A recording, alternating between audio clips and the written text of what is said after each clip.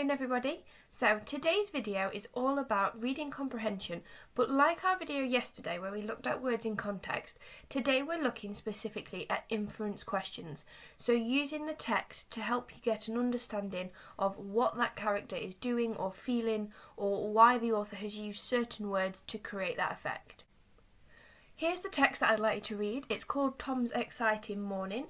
So go ahead and freeze the screen, and once you finish reading, if you press play, we'll go through some of the vocabulary in there first, and then we'll go through some questions.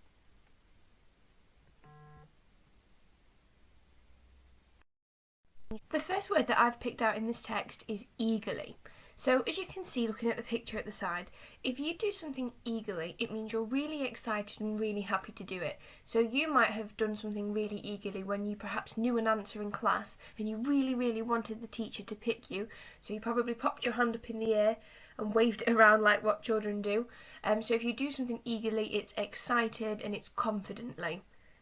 The next word is chattered. They both grinned and chattered about the week ahead. So chattered means to have a conversation, to talk between two or more people about something that's going on. The next one is booster seat. So you might remember a booster seat from when you were a bit younger. So when you're really quite small, you have to sit in a booster seat so that the seat belts in a car sit on you properly. So that picture there shows you a booster seat. So they would strap her in. It might be that it was a bigger booster seat. Sometimes they have backs to it. Okay, the next one is cautiously. So as you can see from the picture, if you do something cautiously, it means you're not quite sure about what you're doing. So you're trying to take a slow approach because you're just not sure if what's going to happen at the end is what you want. So when they're saying they both asked the question cautiously, they were a bit worried about what the answer might be. The next word is approached. So approached means to get nearer to where you want to be.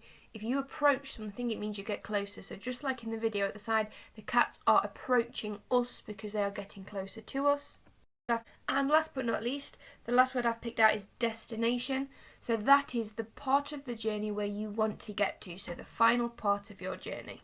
And so on the screen are 3 questions. Pause the screen and have a go. And then once you've done those, if you press play, we will move on and have a look at some more, and then we will go through the questions together.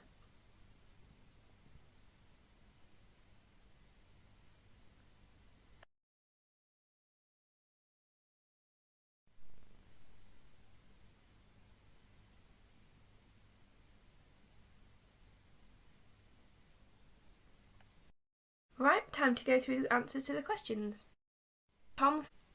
Number 1. How do you think Tom felt in paragraph 1? Use information from the text. So for this question, you have to go back into the text and pull out a part of the text that supports your answer. Don't just tell me what you think, I need evidence. So I've put, I believe that Tom felt excited in the first paragraph. I think this because he said he felt like it was Christmas morning. So even if you've got a slightly different word to describe how Tom was feeling, the idea there is that you can see in the second sentence, I have taken the words Christmas morning from the text to use it as evidence to back up my point. You may have said that he was happy, you may have said that he was nervous and given me the quote about asking cautiously about where Buster was going. You might have said that he was confused and given me an example for that. So I'm not saying excited is the only word that works there, but you've just got to make sure that whatever answer you've given, that you have backed it up with evidence from the text. Number 2. Where do you think that Tom is going in chapter 2? Use evidence from the text to support your answers. So again, where in the text do you think gives you that hint as to where they're going? So the answer for this question would be telling me that they are going somewhere that they don't know, or somewhere on holiday perhaps, somewhere exciting. You can tell me that they're going to Grandma's house as well, because obviously they're dropping the dog off at Grandma's house.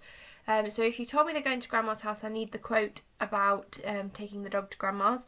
Or if you're telling me that they're going on somewhere which is a mystery, or they're going on holiday, I need evidence from the text to support that.